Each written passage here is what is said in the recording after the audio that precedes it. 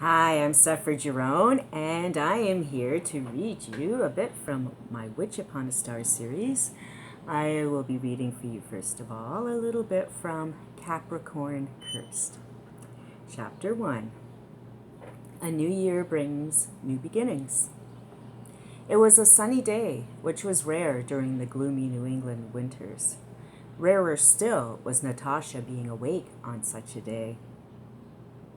In fact, she had stayed up so late that it was nearly noon, long past her bedtime.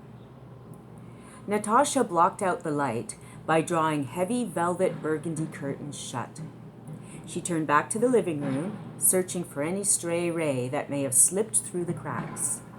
The flickering flames from several tall, tapered candles in wrought iron candelabras now cast the only light.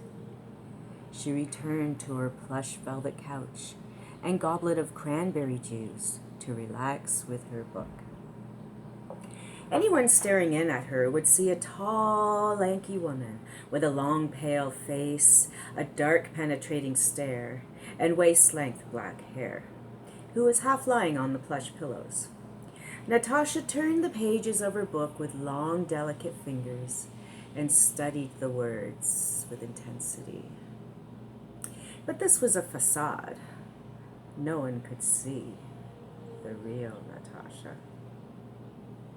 The espionage novel she was reading wasn't catching her interest. Soon she was restlessly looking around the room, tall piles of books teetering on wooden tables surrounding her. Hundreds more lined the heavy wooden shelves that sprawled across the walls. The room was large enough to house both her living room and dining room.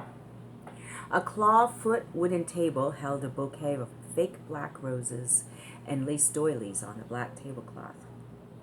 Although she hadn't had anyone over for dinner in months, she was always ready in case the opportunity arose.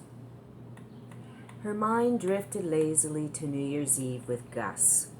They had slipped away to one of the bedrooms to talk quietly, away from the raucous party. His voice was low and deep, soothing her in the darkness. His hand had cupped the curve of her face when he first pressed his lips against hers. His breath was hot and tasted of champagne. Hunger swelled in her, a hunger for more of his taste. How secure she had felt with his arms wrapped around her. His scent was still in her nostrils as she remembered the heady aroma of his cologne mixed with sweat. His broad, muscular chest was firm against hers as they rolled around in one of Lucy's private rooms.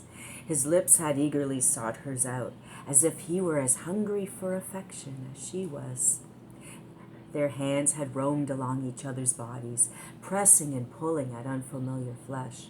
Their urgency had grown through their kisses, and their half-clothed bodies tangled around each other. As she considered whether she should unbutton his pants, the moment was suddenly over. Someone burst into the room looking for coats, interrupting them long before anything meaningful could happen. The interruption had rendered them shy once more. It was nearly dawn when Lucy's New Year's party broke up.